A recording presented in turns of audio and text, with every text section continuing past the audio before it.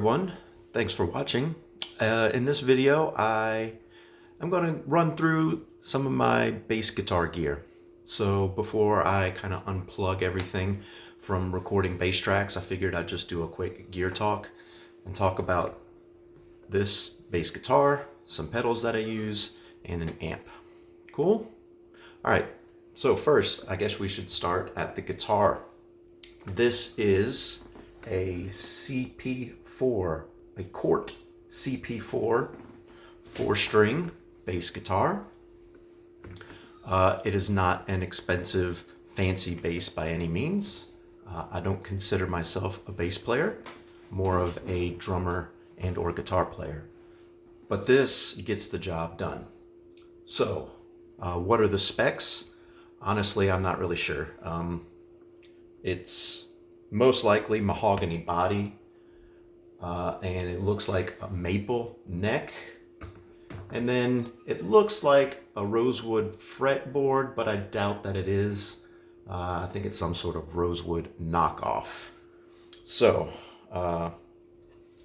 again, 4 strings. It has active pickups, and that's about all I know, to be honest with you. Again, not too worried about making it a super fancy bass guitar for what I'm doing. I just need something that gets the job done.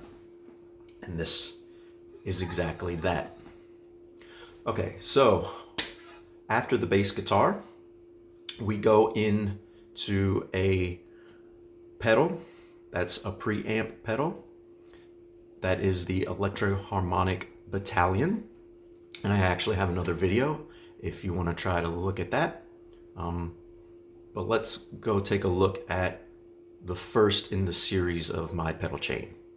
Okay, so the first thing in my pedal chain, if you want to call this a pedal chain, is the Electro-Harmonix Battalion.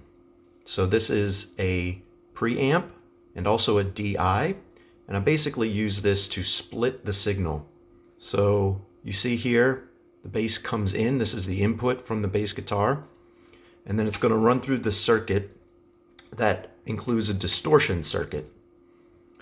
So what we're doing is we're taking the signal and we're distorting it. We're adding a little bit of compression. And then the output from this, one output on this side goes directly into the recording interface. And it gives it a slightly distorted tone. So you're going to hear it on the left side of your speakers. Sounds like this.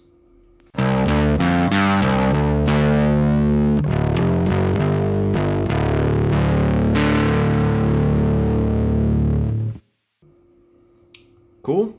So again, that's going through the distortion circuit, coming out of the Battalion and going directly into the recording interface. So the second part of the signal comes out and goes into this pedal right here, which is upside down. And that is a digital delay pedal. It is a Boss DD3 that I actually stole from my guitar pedal board, my guitar rig. But since it's a digital delay, it works perfectly fine for bass guitar. And what a delay pedal does, if you don't know, is it just adds like a little repeat of your signal. So you hear the note twice or 3 times or 4 times, however heavy you set your delay, it will repeat the note and kind of give it an atmospheric sort of feel to it. Sounds like this.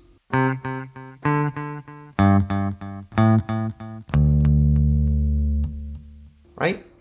So if you heard the repeat of the notes, and you can affect the level and saturation of those things with the knobs. But here we're going to the right side of your stereo. So we're coming out of the DD3. We're going into an Ampeg PF500 that is on the right side of your speaker. Okay, so again, out of the delay pedal, we're coming into the Ampeg Portaflex PF500, which is a 500 watt head for bass guitar. I don't have any sort of cabinet or anything like that. I just come out of the Ampeg output and into my recording interface a second channel other than the Battalion direct output. So again, we've got two signals. The Battalion you hear has a distorted tone to it, is on the left side, and the Ampeg with the delay and a more clean tone is on the right side. You see my settings here. I kind of go middle of the road with the bass, and then my mid-range and treble, I typically turn it up. I like to have sort of that clean oil can tone is what I like to refer to it as. And I get that with these settings right here. So again, it sounds like this, just on the right-hand side, the clean Ampeg tone with a little bit of delay.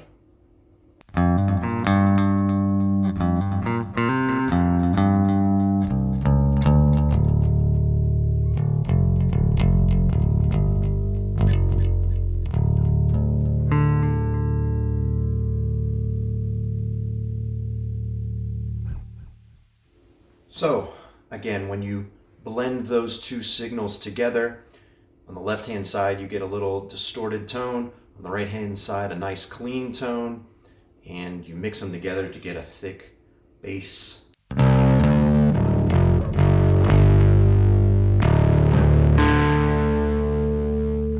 Like that. Some other random things. One is that I typically tune the bass down to D. Typically tune all of my guitars down to D, a full step, which means this low string is D instead of E.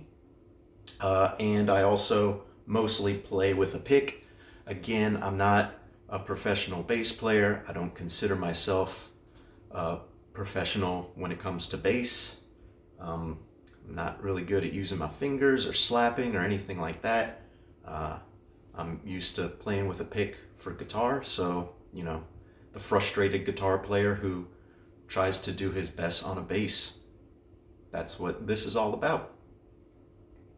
Cool. So thanks for watching. I'll play a little outro for you. And just a reminder, this video was brought to you by the letter W, Washington University in Seattle, Washington. A beautiful campus. Got to visit one time. All right. Y'all, have a good day. See you around.